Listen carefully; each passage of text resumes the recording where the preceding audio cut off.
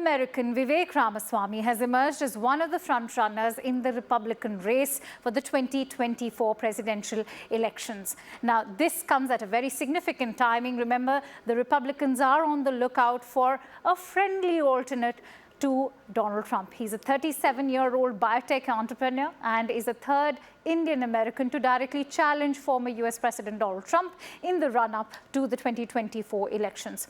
Now, some of his recent comments on the Russia-Ukraine war have already raised eyebrows. He said he will make a deal with Putin to weaken Moscow's ties with China. He also further added if the US commits to not supporting the admission of Ukraine into NATO, Putin will have no reason to be in a military partnership with China. Ramaswamy's Hindu faith is the front and center in his Republican campaign. Meanwhile, he has also got a big endorsement from Twitter's former boss Elon Musk as a very promising candidate. And what will this mean for the Republican primary race? Let me also bring in my guest today. I'm also joined in by Puneet Ahluwalia, who's the former Republican candidate for Lieutenant Governor of Virginia. Thank you so much, Puneet, for joining in.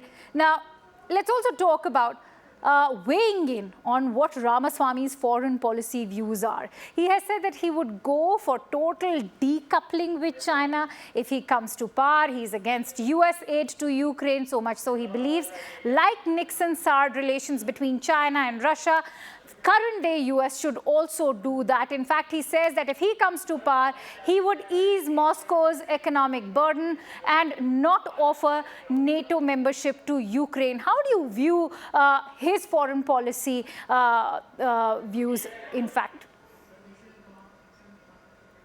Well, again, as I said, he's trying to go on to the centrist position. Which is, again, a unique idea which he's trying to bring into the Republican Party, because we usually tend to run and win the base first and then move to the center. But he's kind of leading with that fact. But I think on the international front, I don't agree with his perspective on his stance on China and on Russia, because there's some bad act. You see, you have to realize China is we have an issue with China. It'll always remain, but we also recognize that China is an important player on the global stage. At the same time, we have to find a way to mend fence with Russia. And the reason why I say that is because I feel that we need to find a way to neutralize this war, because it's impacting the entire world. And I think the weakness of Biden has led to all these incidents. Had been a strong Republican president, we would not see Putin making an engagement into Ukraine. But we need to support Ukraine.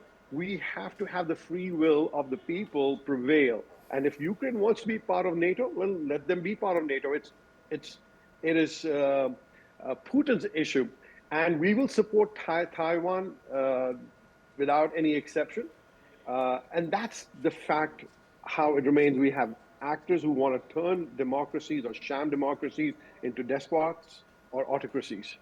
All right. Now, Puneet, let's also talk about these American Indians who've been making it to the presidential race. Apart from Ramaswamy, two other Indian Americans, Nikki Haley and Harshvardhan Singh, have thrown their hat in the ring as well. What does that mean for the Indian American diaspora in the US, and who, in your view, will be in the reckoning next year? I'm glad that the large Indian American community or leaders are jumping in, but I would like the community to also participate. I'm running for a local board election in Fairfax County, which is one of the richest counties in the United States. I have got very limited Indian American support, because even though in my district we have the largest Indian American diaspora who are very rich, very successful, but when it comes down to writing checks, they just want to basically be more gravitated towards maybe presidential or congressional elections, but most people don't recognize all politics is local. Till you don't participate in local politics or in politics in general by voting and supporting, you're not really counted. An Indian community, again, proud Indian American, I would really urge that the community have to participate. But I know Hirsch, God bless him, but I know Nikki also. I've now met Vivek. exceptional for our community in the last 10 years, how we really matured and graduated and running from all facets from, I ran for lieutenant governor, and now we have a lot of people running for various positions, which is a great sign, which is a maturity of a community. Right. But we have still a long way to go. We have to adopt the American values and American culture. That's most important. It's just not about running for office. It's about making this country our homeland and be proud Americans. Absolutely. In fact, with 3 Americans, Indian Americans now in this race, it'll be very interesting to see who finally makes it to July of next year. Many thanks to you, Puneet Ahluwalia. It was a pleasure to have you on my show.